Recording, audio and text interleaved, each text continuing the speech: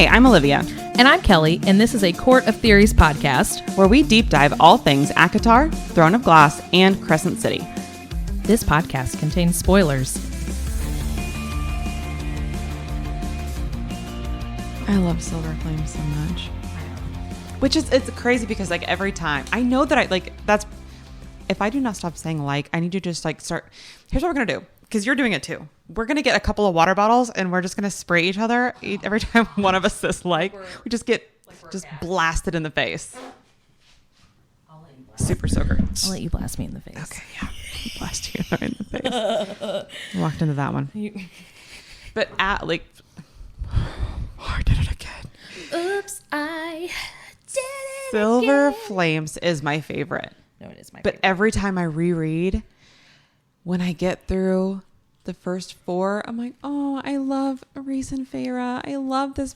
I love ACOTAR so much. Now I'm not going to get any more Rhys and Feyre. And then I get into Nesta and Cassian, and I'm like, Rhys and Feyre who? God, Cassian.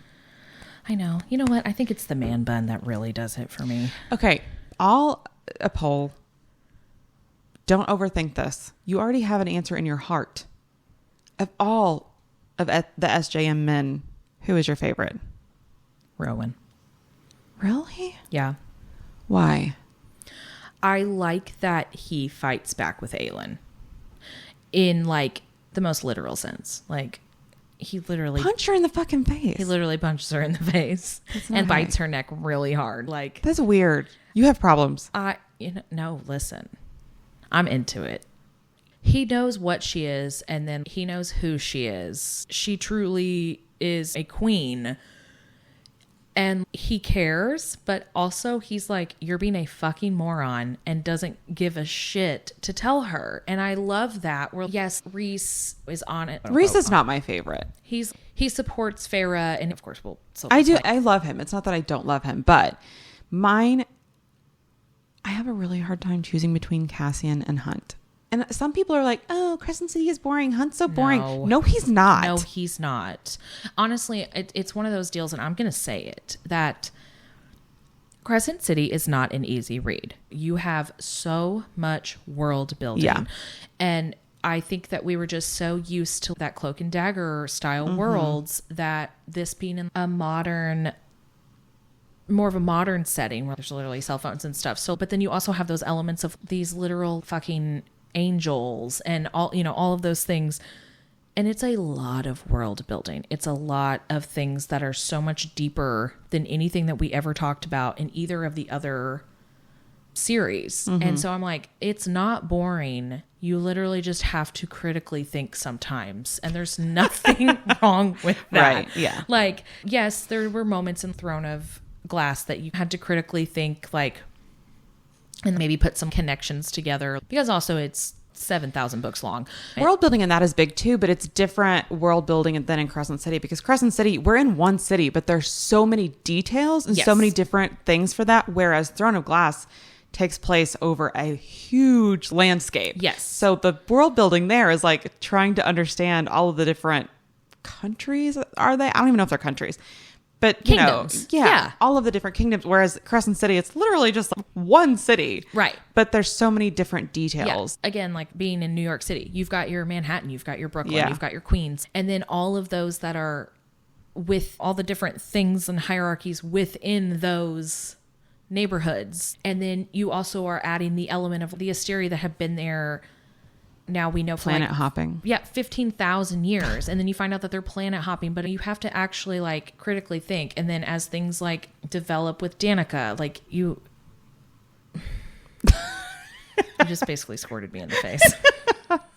But I also really like Hunt because I love that style of enemies to lovers with him and Bryce, because like it is, but it isn't. It is, but it isn't. It's that forced proximity, maybe not so much of like an enemies to lovers, but like they weren't friends. They were not friends. They were definitely forced to work together for the sake of trying to find out what Danica was all about. He wasn't Eros being sent to rip her heart from her chest. Yeah. But they weren't pals by any means. No, they weren't, but He definitely was into whenever she was walking around in her bra and underwear in that apartment. I see you. She saw you. Yeah. I see you. But, okay, so anyways. I love the Moore and Emery ship, though. She deserves it. Both of them. Emery, we don't know for sure that Emery likes females. But she, and not that this is indicative, but she does tell Nesta that it's nice to meet another female not obsessed with marriage and children. Yes. So I'm like, oh. Yeah. Not that you can't not want to get married or have children. And, Right. But I think... A tragedy, truly. Honestly. But I think that is that hint. Because with her saying that we also have a bunch of ACOTAR books in her arsenal, that there's a Moore book. Mm-hmm. That there is, because there is still so much shit that we don't know about that bitch. Mm-hmm. With her whole truth thing, and yeah, there's definitely going to be a Moore episode where we go through the witch theory. Yes. The truth theory, deep dive. What did Moore see in the woods when she was riding her horse that on the property that nobody knows she owns? For someone whose power is truth, Moore really does lie a lot. You know what? It's that her truth in her own right. If she's confronted with needing to give a truth. So I was just looking up about truth teller. I was trying to see if anybody said anything about why he gave that to Elaine outside of just for protection, obviously. But I came across the theory, and somebody was saying that they theorized that he named it truth teller like for Moore as a simping kind of thing. That he could have, because I definitely just had it to where it was like, you're going to tell the truth when I slice you up. Right? This blade is going to fucking destroy you if you don't tell me what it is I need to know. Okay, so whenever Feyre says that he knows how to cut on a person without killing them or whatever, I just imagine... I imagine someone sitting in a chair with their hands tied behind their back, and Azriel, like mafia boss. Yeah, and Azriel just takes truth teller and slices in between each of their ribs. That's what I pictured. I don't know. Would that kill someone? I don't know. Probably, because you would hit organs. But what? I'm imagining that it's like, oh god, fleshy enough, deep enough that it would be wildly painful. Or like, but also maybe he just does it like Jackass style. Instead of paper cuts between the toes, he just spreads their toes and gives them little cuts. Oh my god. the worst kind. Or like this, like between your pointer finger and your thumb. Okay. Nope. It's not just a paper cut, but whenever you get a box cut, a cardboard cut. Yeah. But just with truth teller. But also knowing that blade is paired up with the Star Sword, does it have underlying powers whenever it was forged, and is there deeper... And why does he have it? Where did he get it? A pawn shop. I was gonna say, do you know? Why did you look at me like that? I was just like, oh no, what do we know? No, he definitely got it at a Springcourt pawn shop. Like those water wraiths, man. Feyre be giving shit away. Yeah, why does he have that? Because Rune got the Star Sword literally by a contest. He pulled it out the sewn style. Right. What if they pulled it out of the top of Ramiel or something? Wouldn't that be some shit? Oh. Just some random cave. What is the phrase in Crescent City? When the sword and our whatever are united, so shall our people be. It's yeah. Okay, there's a Fae prophecy from Midgard that says when knife and sword are united, when knife and sword are reunited, so shall our people be. Amren makes a similar comment about truth teller, about a knife sword being reunited kind of thing. So Azriel literally says to Elaine, talking about truth teller, has never failed once. Some people say it is magic and will always strike true. It will serve you well.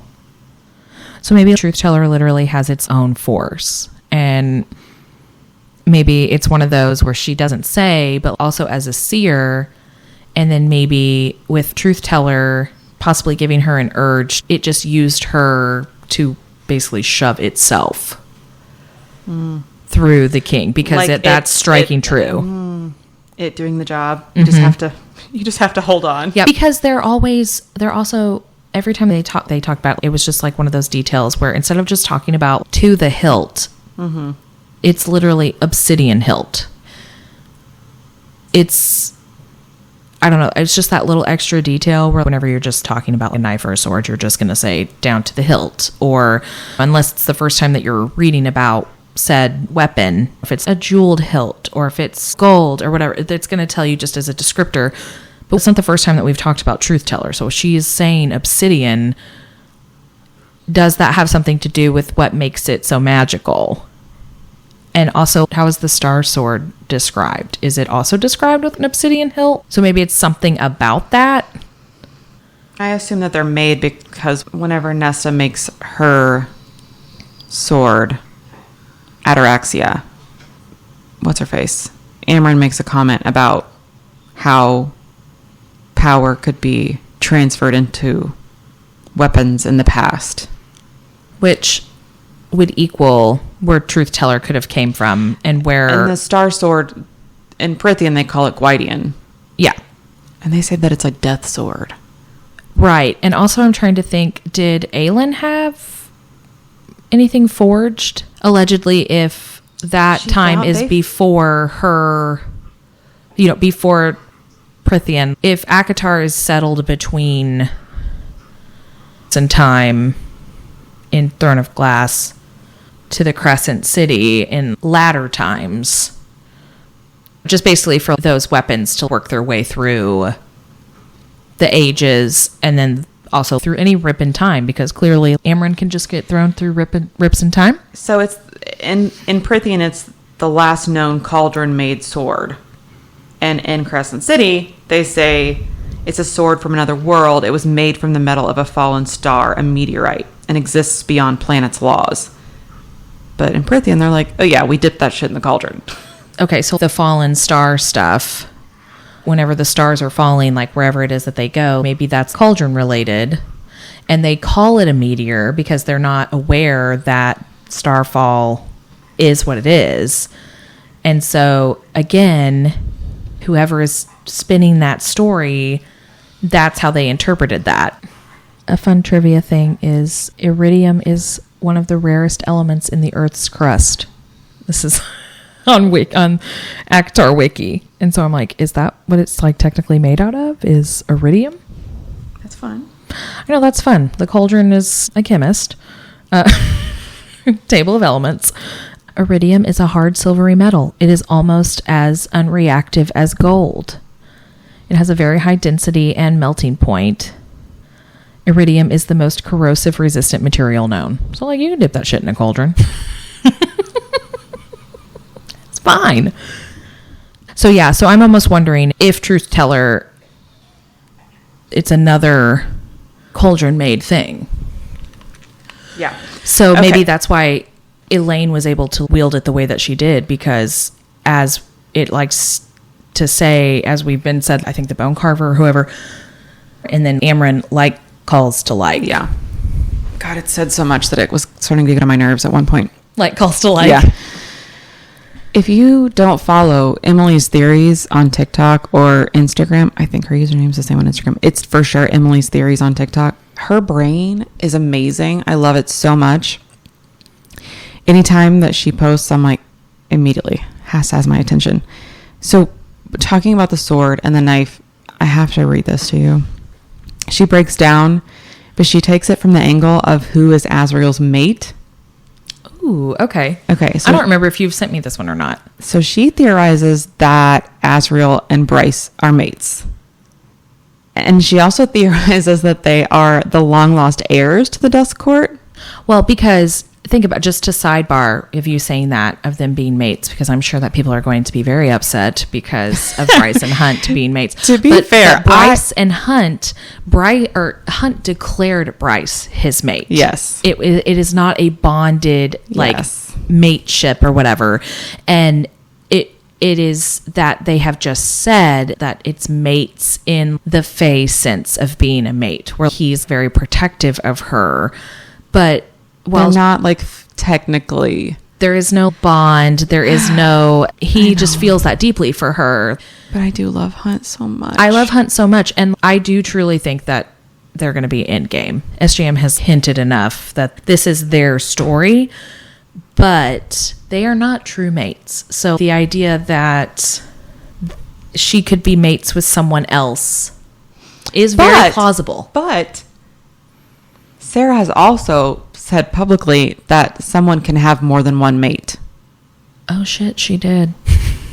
So this is not completely out of the realm of possibility, I don't think. Well, and also the fact that they're not even originated in the same world, that, which also is fun, is a star-crossed lover kind of way. But anyways. Now I'm going to finish this. Please don't interrupt. I'm sorry. I just needed to sidebar. I'm just kidding. Okay. No, that was a good sidebar. Okay. So the Dusk Court is the missing 8th court of Prythian. We know this. As of Crescent City 2, we have enough evidence to conclude that the Dusk Court was made up of the Fae of both Starborn and Shadow powers. Okay? Thea's daughter had skin that poured starlight and shadows. Bryce's star glows for Cormac and other members of the Avalon Fae, shadow wielders. And then if you think about Dusk in general, so Dusk is kind of the crossover point between daylight and nighttime, light and dark. And it's like essentially when the veil is the thinnest between worlds. Yes. So light representing the Starborn powers, dark representing the shadow powers. It can also explain the two different weapons. The Star Sword is described by Bryce as glowing with bright white light, and Truth Teller glows with a dark black light, which is Azriel's knife, of course. Then 15,000 years ago, again, back to 15,000 years, the people of the Dusk Court were lost between the Akatar and Crescent City worlds. Hence, the ancient Fae prophecy, again, when knife and sword are reunited, so shall our people be, meaning the people of the Dusk Court. And also because it's strapped to Bryce whenever she... Yes. And Bryce literally says at one point that she feels that fate is guiding all of this. She's basically like, guide me. I'll do whatever you want, essentially. She gives up trying to control it, and she's just like, make it happen, universe. But so then, is it a coincidence that Azriel and Bryce would have these two weapons? And that Azriel is the one that finds her. And when that she they are brought together. And Bryce, she likens the glow of the two weapons together as Alpha and Omega, which means the beginning and the end, which also means... is a term that people say in terms of everlasting love, like beginning and the end. So the Dusk Court was led very biblical. Yeah. A lot of crossover there. Yeah. So then going back to before the Dusk Court was lost, the Dusk Court was led by Thea and her lover Adis. So Bryce could be Thea's descendant. Azriel could be Adis's descendant, making both of them heirs to the Dusk Court, essentially. Azriel and Adis have the same shadow powers. Azriel has repeatedly been described as cold. His skin was ice, pure ice. Adis is also associated with ice and coldness. When Bryce goes to find Adis, she is instead pulled into Prythian and finds Azriel. Like calls to like. There it is. When Bryce first sees Azriel's wings, she likens them to the demon wings in hell. She thinks she has landed in hell. That's where she wanted to go. And when she sees Azriel, she thinks she made it. Emily also says that she believes Azriel to be far more powerful than we anticipate. Reese and Cassian both say multiple times that Azriel's power is different from the rest. Azriel's winnowing is, quote, different. Koschei has been preparing for Azriel for months. Koschei is likely connected to the impending Dusk Court arc as well. Azriel has made strange comments about what he really is. Him and Feyre have this little inside joke, almost not inside joke, but kind of understanding between the two of them that Feyre, she says Fae as if she's not one because she was made, and Azriel also tells her, you get used to it, because he's not used to associating himself as a Fae as well. Yes. And it makes you wonder why, and I know that this is obviously the trigger of child abuse, but why was he treated so differently from his siblings? Why was he essentially locked away? That following along with you, who is he really? Okay, so then Bryce as Queen Thea's descendant, Adis says that Bryce bears Thea's light. Sarah regularly associates Bryce with dusk. Her nails are always painted in sunset colors and dusk colors. Red hair. Yeah. Of course, Bryce's fascination with Jelly Jubilee, the Pegasus dolls, the Pegasus and Akatar come from the Dusk Court. Rune's last words to Bryce were "Long live the Queen." Strange, okay. But further, a union between a starborn heir and a shadow wielder has been foreshadowed as something great. The Oracle told Cormac, who has shadow powers, or had, R.I.P., and is connected to the Dusk Court, that his mingling with a starborn princess will bring great prosperity to his people. And that's why they were basically courted. Right. So Bryce's dad, the Autumn King, was also pushing for Cormac and Bryce to get married, as their offspring would have been something great, but about something great. Even Jessica tells Bryce to think about the advantages of such a union with the Shadow Prince. Both Jessica and Bryce's father are the two characters who seem to be the most aware of the multiverse. Okay. It is also said that a mating bond exists to pair people up who will create powerful offspring. If Bryce cannot fulfill the Oracle's prophecy with Cormac, then there remains one other character with immensely strong shadow powers. Dun, dun, dun. Also, what made that Oracle go running and screaming? Just to interject. So then Azriel says to Farah about her and Reese being mates, that mates are equals, a power, they're equal in every way. If they are both descendants of a king and queen, how much more equal could you get than that? Facts. And it's said multiple times that Queen Thea trusted and fell in love with the Prince of Hell, despite presuming having another husband already. Motherfucker. Regalia states that Bryce is repeating her history. What? Regalia, no. here's like canon quote. I'm reading right from Crescent City right now. Regalia sighed dramatically at their stunned silence. This all seems very, very familiar, doesn't it? A starborn queen who allied with a prince of hell, who trusts him deeply, and ultimately leaves her husband for him. So what's more is that Bryce meeting Azriel for the first time was reminiscent of Farah meeting Reese and Aelin meeting Rowan. Here we go. Bryce breathed in, trying to calm herself as she nodded. The male's hands were gentle but thorough as he fitted it tightly over her eyes, meaning a... Blindfold. Yeah. Azriel just carries blindfolds in his pocket, by the way. Because he's kinky as fuck. He is for sure. Pretty much Cassian and Reese have insinuated that big wingspan. It'd be doing it. Then he gives no warning as he hauls her over his shoulder and carries her away. Because he's a buff bat daddy. He sets her down, taking her by the hand. Blah, blah, blah. Bryce says that Azriel's face is beautiful. Well, despite the fact that his eyes held no mercy, he spoke in a silken voice that shook her. She says, I don't understand you. I don't know Hell's languages, but Adis? Prince Adis? She thinks he is Adis. Can you imagine that silken voice in bed? Emily she's amazing. She's a mastermind. Listen, because you just asked about the Oracle. It says, considering also Bryce's starborn power, but Adis's words, what blinds an Oracle, I find it rather coincidental and poetic that Azriel had a blindfold on hand. Some argue that Bryce and Azriel would be incompatible, yet the only woman who Azriel has truly and deeply loved is Mor. Is it then any coincidence that Bryce and Mor have the exact same personality? They are both ESFPs. Then she gives a lot of examples about how... What was her... Wait, she was a what? An ESFP? ESFP personality. She's an extroverted, sensing, feeling, perceiving. These types are often described as spontaneous, resourceful, and outgoing. Personality type is often referred to as the performer or the entertainer. Yeah, that tracks. Because if you think about it, literally, Mor loves to go dancing. So does Bryce. They're very outward. Also, the parallel of the red. Mor always wears red. And if she's not wearing red, then she's basically just in her battle leathers. And with Bryce always having her, like you said, her nails done in hues of red, or also her red hair. It's going to break my heart, I think. I'm not ready. There's a lot of things, not even just saying that Hunt and Bryce just call themselves mates. They're not necessarily fated mates. Emily gives a couple different examples about whenever the harpy holds a knife to Rune and Hunt's necks. With Hunt, she hisses, keep your fucking hands off of him. But with Rune, she lunges against her chains. She screams, get the fuck away from him, and bellows later, get off of him. A guttural roar thundered. So basically she's get off a Hunt, but then loses her absolute shit when it's Rune. Okay.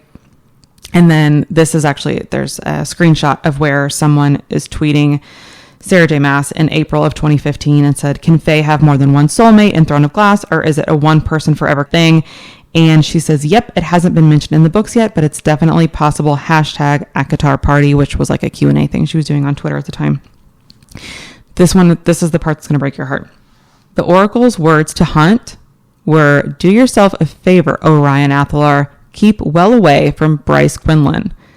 Compare that to what the serial tells Feyre to stay close to Rhys, and we know which couple ended up together in the end. I have goosebumps and I might cry. I don't...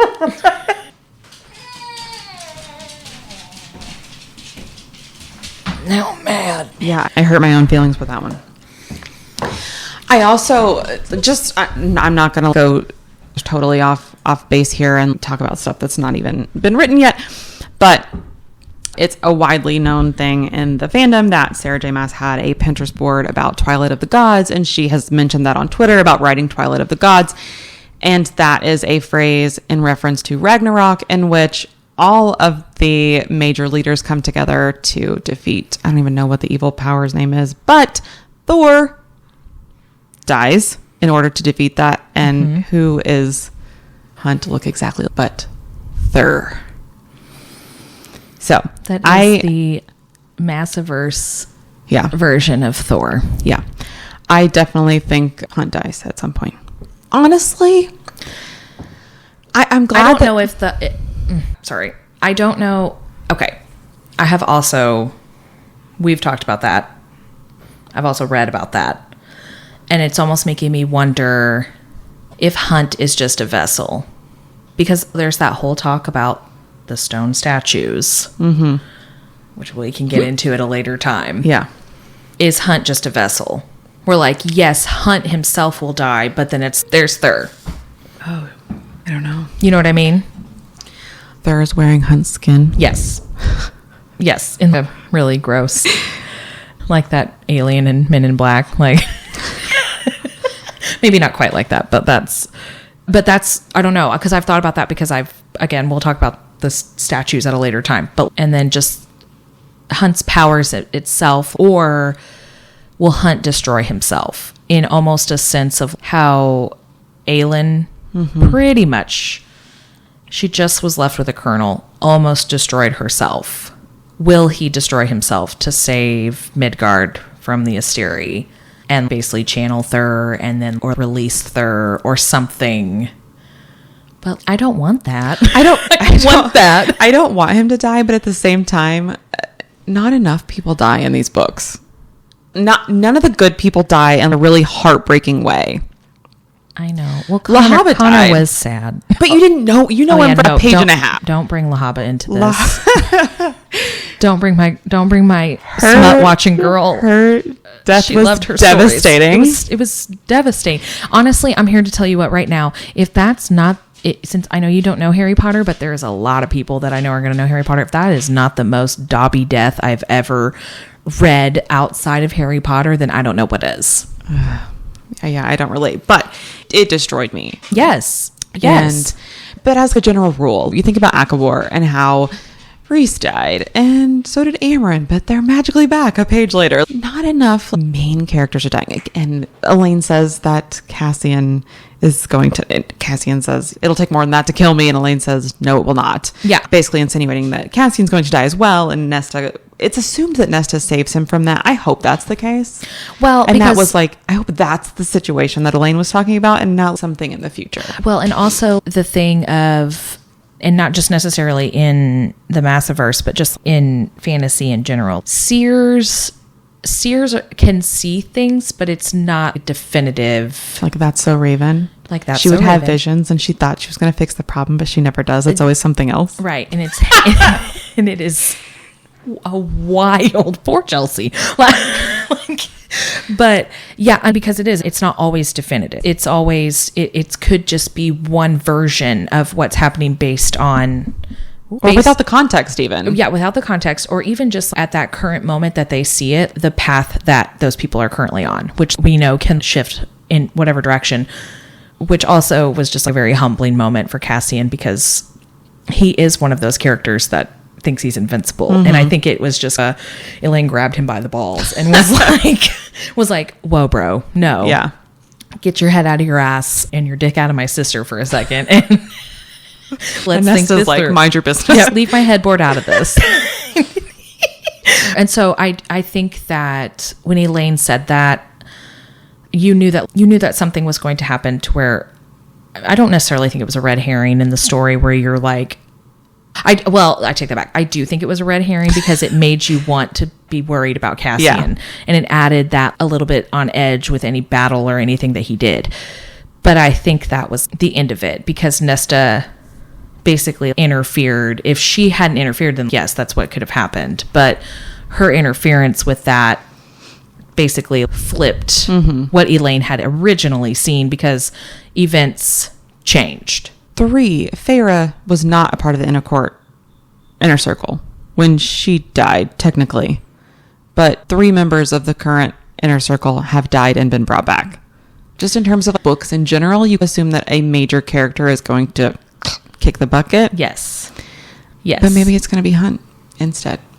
Maybe Sarah was like, you know what? Let's just create somebody else because I like these characters. Right. too Well, much. and it's Cassian's wings had been shredded. He was on the brink of death. So I think that might have been her.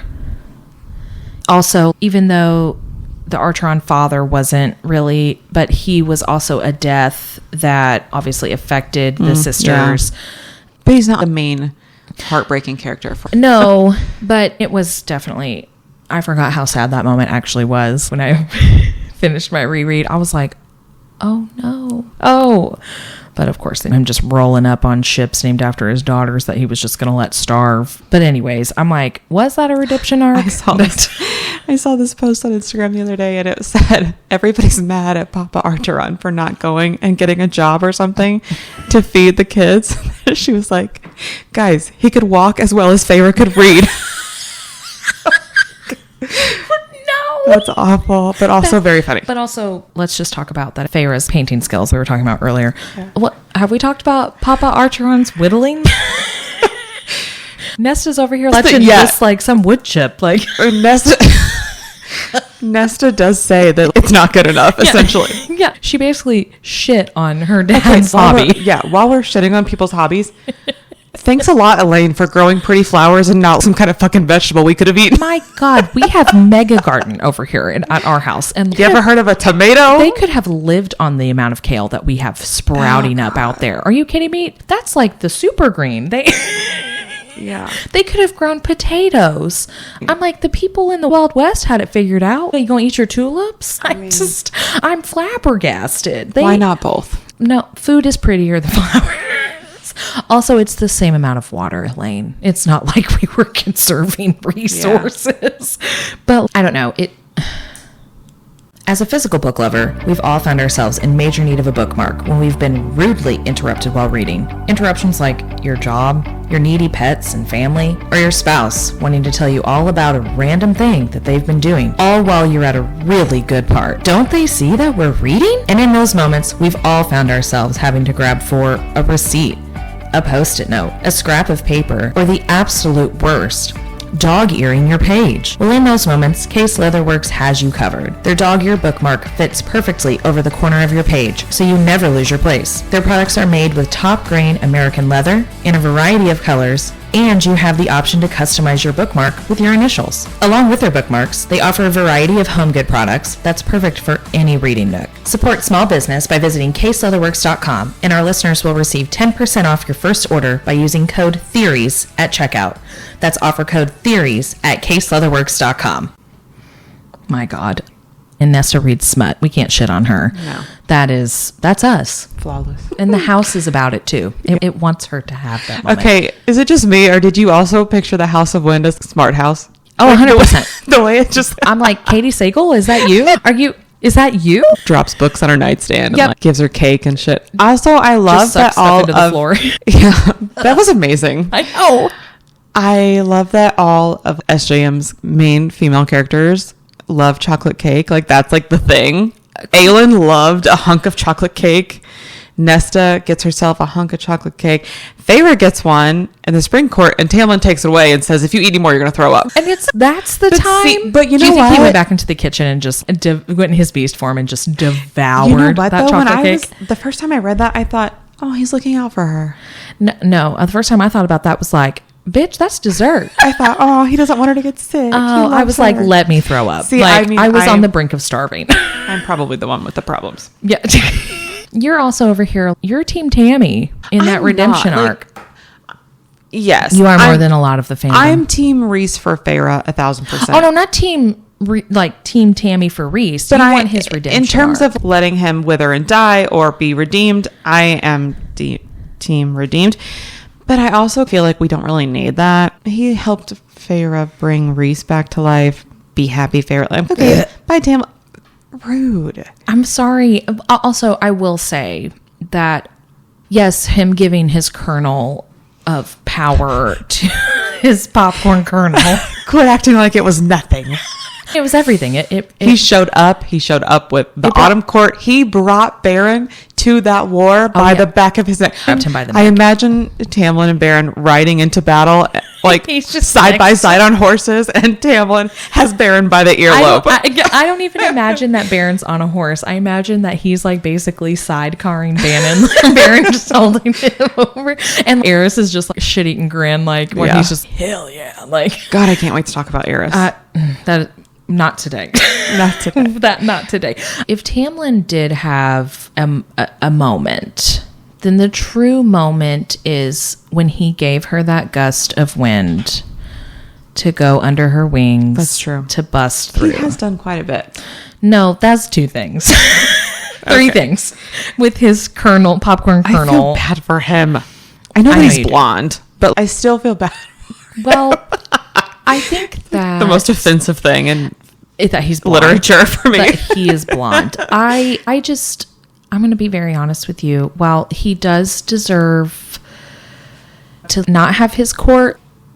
Yeah, that was shitty. Okay, but also his court only mattered to him for their tithing. He also needed people to guard his borders and die for him and cook his meal. He sent them all over the wall to go find Feyre. I'm agreeing with you. But I'm also like, what in the crazy ex-boyfriend are you doing? Like, basically selling out your ex-girlfriend's family to what is essentially a modern-day mob boss. And yeah. Why does Tamlin need his court to tithe for him to pay for his expenses? Why does Reese have so much money? What's happening?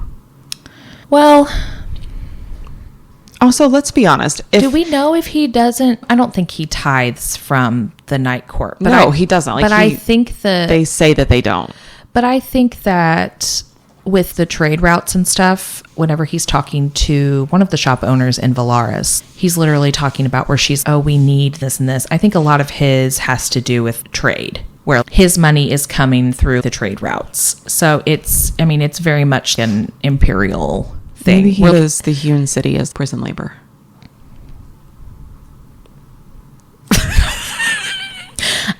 Can you imagine the hewn city like hand making license plates for the people of Flores? They have their sweatshops where like all the beautiful clothes that you see in Valaris is like all of Feyre's Jasmine outfits are all made by Kier. He left a pin in it, and so she pulls it on. It's just poking her. That's terrible. But no, I think a lot of his money is, number one, the man is just a good accountant. And number two... No, he's not. I feel like... he spends no money. Yeah. But also all of it, I don't know. Yeah, I don't know. But I do really think that a lot of his has to do just based on actual I'm sure history. A lot of it is inherited, I will say. Inherited. He literally had a whole wall of crowns. Yeah. And also, Tamlin, the Spring Court is nowhere near the size of the Night Court as far as square footage. How the hell do you know that? Like the map, bro. Do you want me to show you?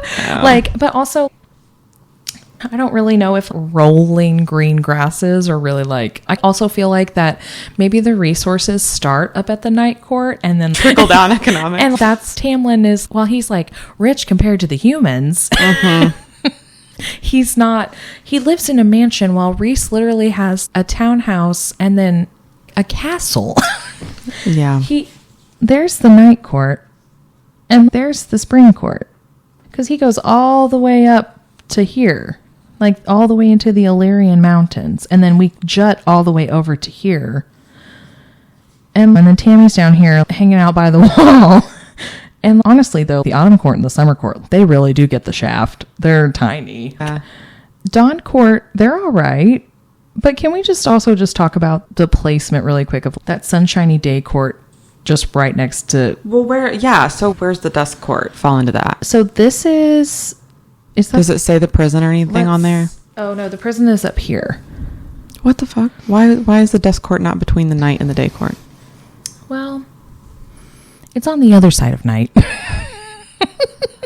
I mean, I was about to say something really stupid and just be like, wouldn't it make more sense next to the dawn court? But that's not how sunlight works. But yeah, so I think as far as we're talking about economics, there's just a lot. He's got all these Illyrians. He has the Court of Nightmares. There's literally a boat on this map right here. It's heading in. And then I'm pretty sure that one of these is super rich over on the continent. But also, if you ever read a book and they're worried about money or like they don't have unlimited funds, I'm like, ew. I have those problems in my real life. I don't need to read about them in my fantasy life. Like I was just really feeling the Archeron family where I'm just like, oh, yeah. I will tell Casey, my husband, for the listeners, like, so he's a hunter. We have a giant... I saw a dove in their fucking air fryer last night. Wrapped in bacon. Bacon. Its tiny little legs. Crispy. So like... I did not know that was a thing people ate. Yeah. Also pheasant. And yeah, Casey... It wasn't a white dove, so everyone just needs to calm down. I asked. Where did it come from? Okay. The outside? Not before you tell me how you catch a dove. Well, you don't catch. Don't say anything. This is how I think that Casey got his dove last night. You know in SpongeBob when they go jellyfishing? That is Casey and Aspen were out there with their jellyfishing nets. And he caught himself a dove. And he was like, you know what? Would go great with this dove. Some bacon. And he brought it home and plucked its feathers and cut off its legs. And there it is in the air fryer. Sizzling. That's the equivalent to when SpongeBob milks the jellyfish for jelly. God. Also, we do have a giant net. No. That's how we catch the pigeons. Oh my God. Because, we also do have hybrid pigeons in the pigeon house back there. They're Aspens, who is our bird dog. To catch a pigeon. I know we gave a spoiler warning. I don't know if we need to give a content warning. Yeah. Or like a content warning. Anyways, so the pigeon went to the farm to live out its days in the air fryer. Yeah. And Casey's belly. Okay. Well, anyways. Okay. So yes, I do like to make a joke with Casey a lot because he is a hunter.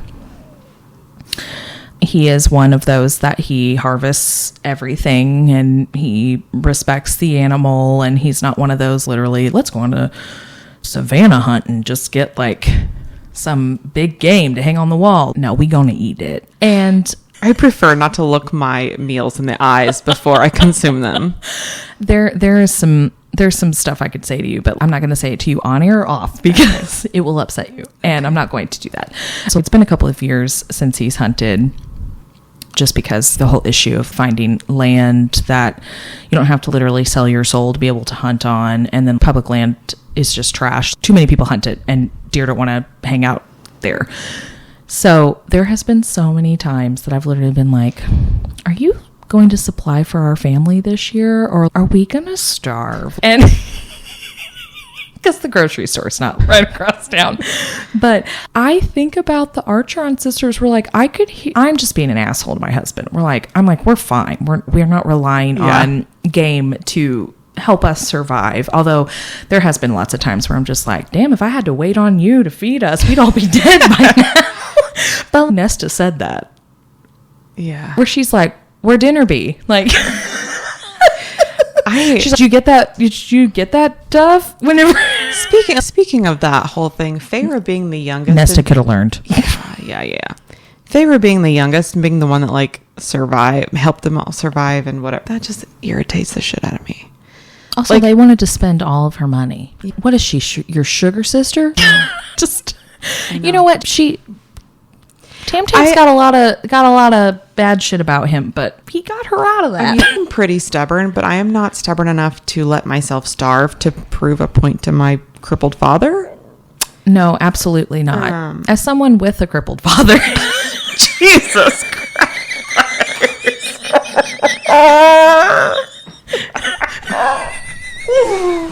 Sorry, Walt.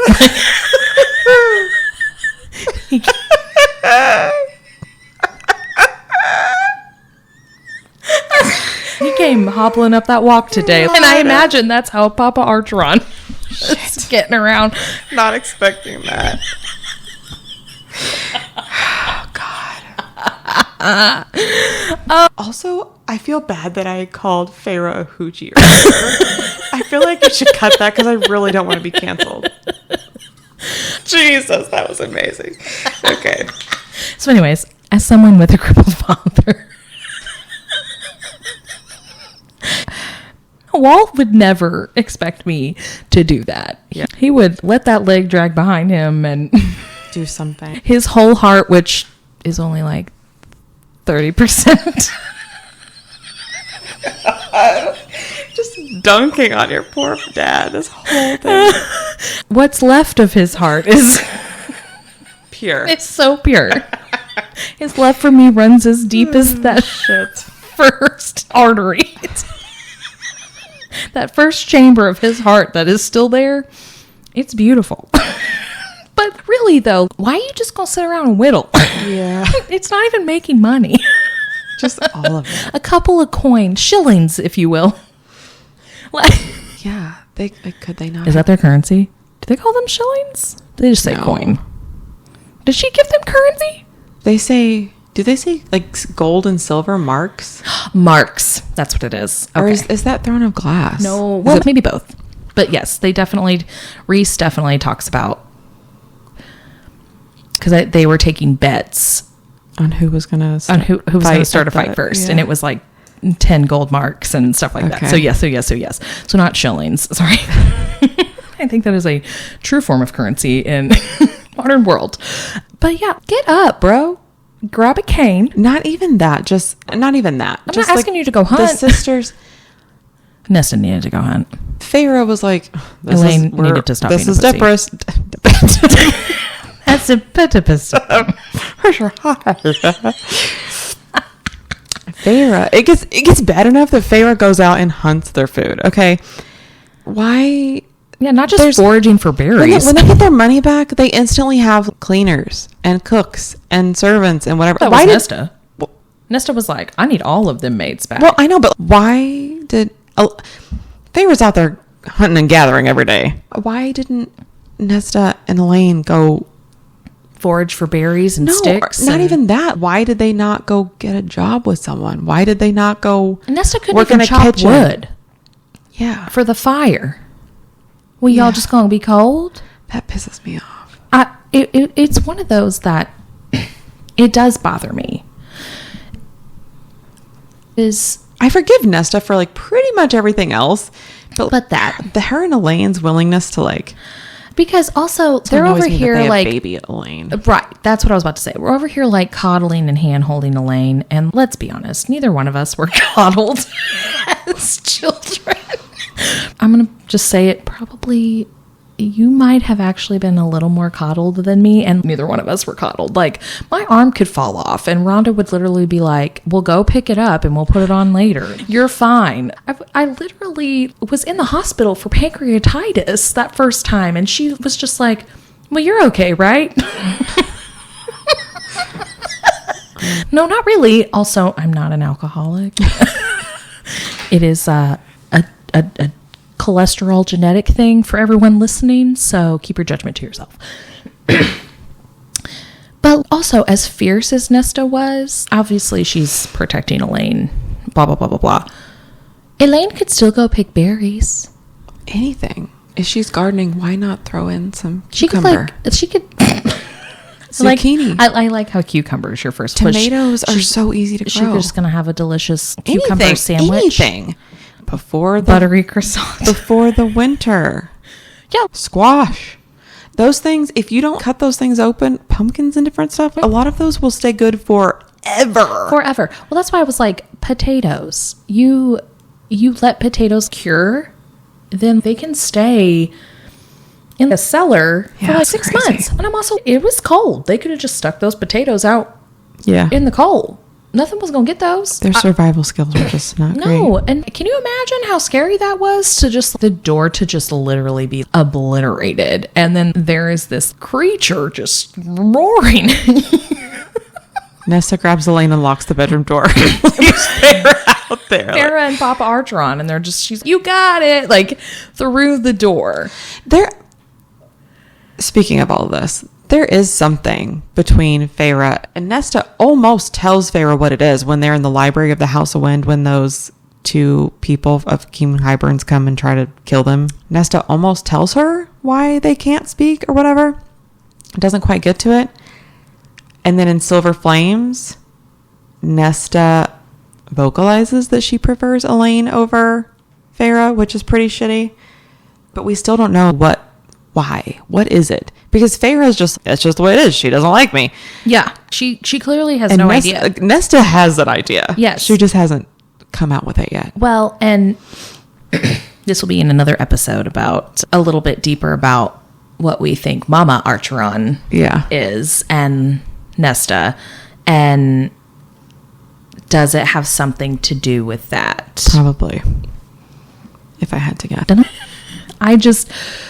I do want to know, because what is it at the end of Silver Flames? Nesta told Farrah that she loved her, and Farrah's like, that's the first time that you've ever said that to me. Which is so crazy. Which is just so crazy. And I understand not everybody's, I love you, like you.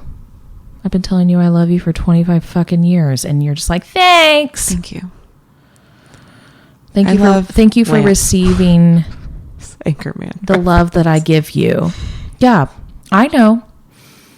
Go ahead. It works 60% of the time, 100% of the time. Okay. And I will keep up with you on those Anchorman references.